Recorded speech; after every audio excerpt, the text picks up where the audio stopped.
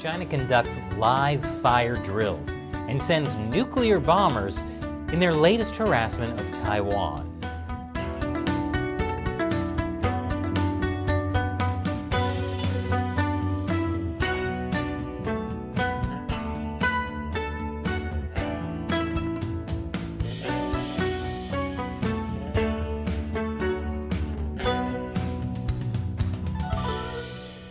Welcome to China Uncensored. I'm Chris Chappell.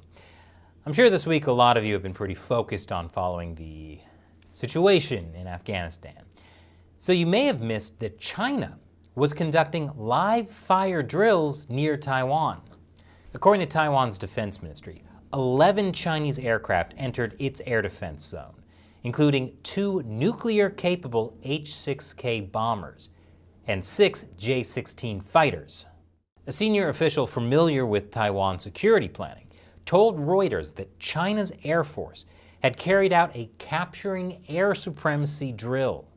The drills happened somewhere here, between Taiwan Island and the Taiwanese Pratas Islands. Some aircraft also entered the Bashi Channel, a strategic pass that leads to the Pacific. China has been constantly harassing Taiwan with military incursions into Taiwanese airspace. A senior Taiwanese official told Reuters that, in addition to seeking air supremacy over Taiwan, they have also been conducting frequent electronic reconnaissance and electronic interference operations. That's a fancy way of saying China is trying to learn how the US, Japanese, and Taiwanese military communicate, so it can jam transmissions. That way, the US and Japan won't easily be able to coordinate with Taiwanese forces in the event of an invasion. So the question obviously is, why have the live fire drills now? Well, according to the statement by the PLA, it's because the US and Taiwanese forces have repeatedly colluded in provocation and sent serious wrong signals, severely infringing upon China's sovereignty and severely undermining peace and stability in the Taiwan Strait. Which is a fancy way of saying, because we felt like it. Earlier this month, the Biden administration approved a $750 million arms sale to Taiwan, including the howitzer artillery system. This is a continuation of large-scale arms sales to Taiwan, started under the Trump administration.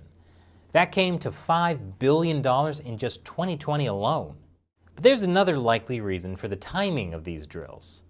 As we mentioned earlier this week in an episode about China and the Taliban, the Chinese Communist Party is using the U.S. withdrawal from Afghanistan and the subsequent collapse of Afghan forces to the Taliban as a warning to Taiwan. That came in this editorial from my favorite Chinese state-run media, the Global Times. They wrote, "The situation in Afghanistan suddenly saw a radical change after the country was abandoned by the U.S., and Washington just left despite the worsening situation in Kabul. Is this some kind of omen of Taiwan's future fate? From what happened in Afghanistan, Taiwan should perceive that once a war breaks out in the Straits, the island's defense will collapse in hours and the U.S. military won't come to help. As a result, Taiwan's authorities will quickly surrender, while some high-level officials may flee by plane." The threat in comparison is pretty clear. So by holding live fire drills, including nuclear-capable bombers, the Chinese Communist Party wants Taiwan to start doing the calculations, rely on questionable U.S. support, or make a deal with the Communist Party now. This is actually the message the Chinese regime has been sending throughout Asia since the Scarborough Shoal incident in 2012. The Scarborough Shoal is here, very close to the Philippines, but also claimed by China. Filipino fishermen have been using the shoal for generations, but in 2012, China sent its maritime militia to the shoal to occupy it. Now, the U.S. has a mutual defense treaty with the Philippines, and when it started to look like China and the Philippines would actually come to blows over the shoal, the U.S. had to step in. Under President Obama and Vice President Joe Biden, the U.S. brought both sides to the table and got them to both agree to leave the shoal. The following week, the Philippines ships left the Scarborough Shoal and returned home. The Chinese, however, stayed in the area. And then the U.S. did nothing. China still occupies the Scarborough Shoal to this day. It was shocking, even to the Chinese regime. It looked as if the U.S. couldn't be counted on to defend its allies against China. And so the Chinese regime began what it calls the Scarborough Model.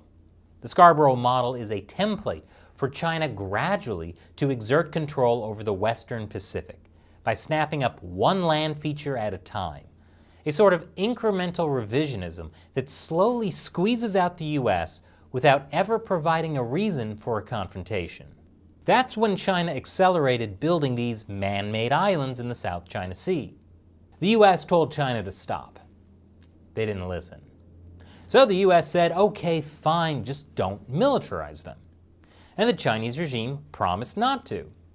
In fact, Xi Jinping said this in a joint press conference with President Obama during his state visit to the White House.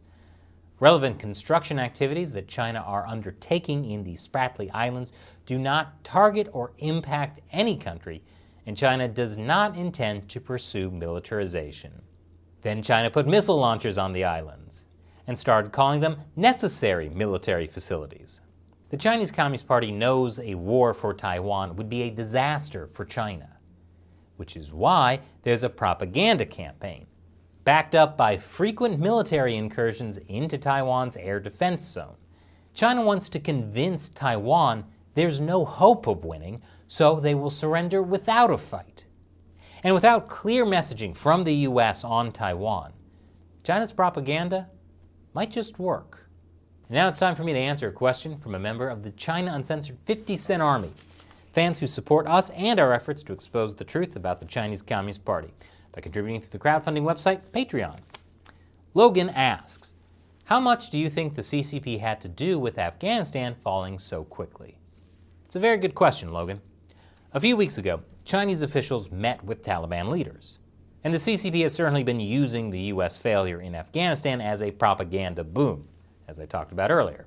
The Taliban presents a lot of opportunities for the Chinese regime, which is why, so far, it's keeping its embassy open and not recalling Chinese citizens.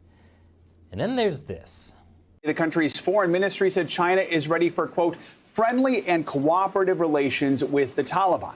At the same time, the CCP doesn't want Afghanistan thrown into chaos. So the Chinese regime is making a political calculation on how much they can trust the Taliban. The biggest indication of that will be how much investment they start pumping into Afghanistan. If the money starts flowing, that means the CCP thinks it can maintain good relations with the Taliban, and may have had a hand in their rise. Thanks for your question and your support, Logan. And a big thank you to everyone who supports China Uncensored on Patreon. We could not do this show without you. So thank you for joining us in the fight to expose the Chinese Communist Party to the world. If you're interested in joining, head over to patreon.com/China Uncensored. You'll get a bunch of cool perks, including the chance to have me answer your question on the show. Once again, I'm Chris Chappell. See you next time.